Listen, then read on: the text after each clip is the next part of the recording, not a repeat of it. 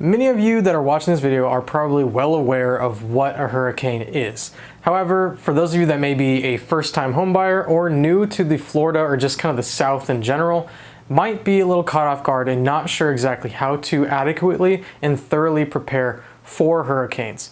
Well, if that's the case, then you clicked on the right video, because today I'm going to be talking about how you can again get thoroughly and adequately prepared for hurricane season. Hey everyone, Garret O'Leary here with the O'Leary Brothers team here at Lead Realty.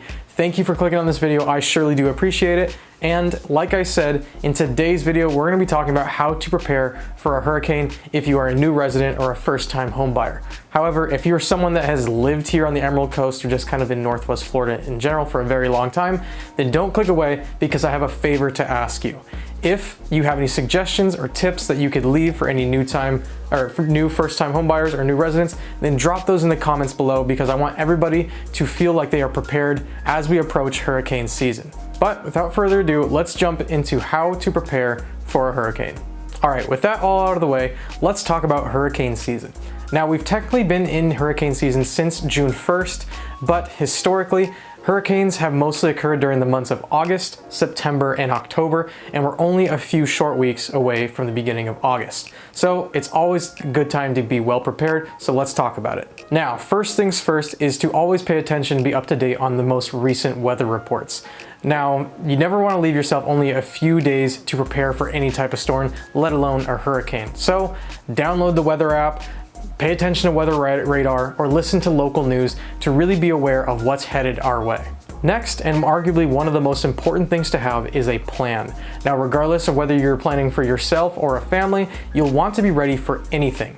This means knowing evacuation routes and which ones you'll need to take, and knowing what you need to bring with you if you need to evacuate in an emergency. At a very basic level, if you're trying to put together a kit of everything you need in case you do need to evacuate, at least make sure that you have extra clothes, food, water, medication, and any important documents that you may need in easily accessible areas so you can grab them and go, again, if you are in an emergency. Furthermore, if you have a family or plan on evacuating with a group of people, it might be a good idea to set up rendezvous points that everybody should meet up at should anyone be separated. Again, have a couple of them just in case you can't for some reason get to one of them. Always have contingency plans in place, especially when it comes to meeting up with a group of people, so everybody's as safe as possible. Now let's talk about actually going through a hurricane and how to prepare your home for a hurricane. And now if you're a new homeowner or a new resident to the area, pay attention to this part, because it's going to have some good tips on what you should do if a hurricane is slated to hit the Emerald Coast. The first thing is check on your insurance policy and understand what it covers. Also, if you don't have it already, maybe look into purchasing flood insurance, talk with an insurance agent, and find what's best for you. The second thing you should do is look into investing storm shutters, or at the least, securing your windows and doors with marine plywood that's at least a ½ inch thick. Now, this third tip is going to protect you, your home, and anybody else outside of your home. And that is to secure any outdoor furniture or anything basically just around your home.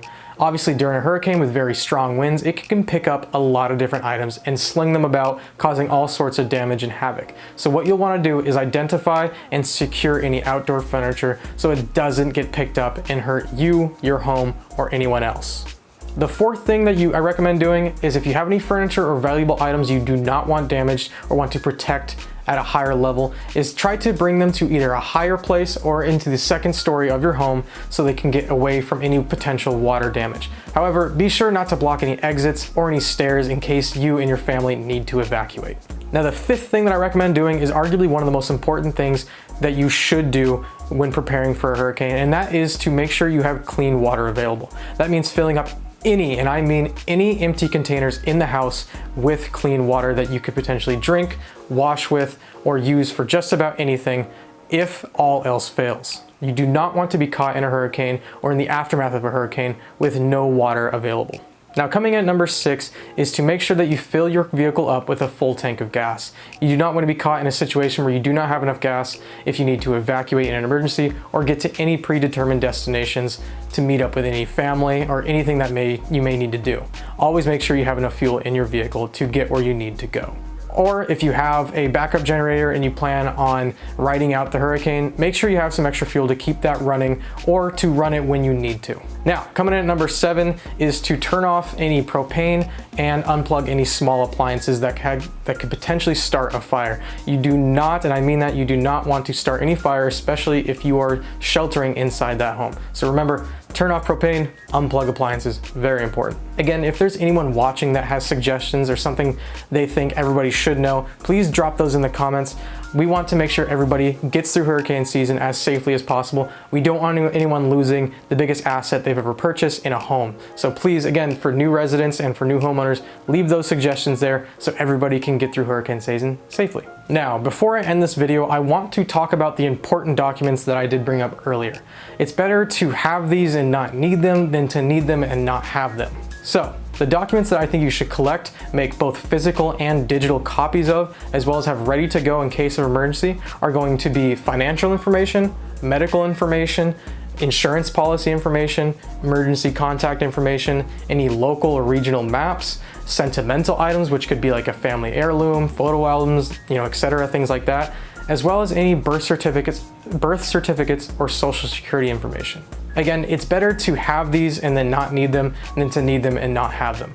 Plus, a lot of those items are going to be vital when it comes to getting things back in order, especially if your home has been damaged. You don't want to be without them if you need them in case. But that wraps up today's video, everybody. I hope you enjoyed it and found some of the information that I presented as useful. If you have any questions, then please feel free to drop them in the comments below. We'd be happy to try to answer them or at least provide you some information or a link to the proper information for our local area. But as always, my name is Garrett with the O'Leary Brothers team here at Lead Realty, and I will see you in the next video. Peace out.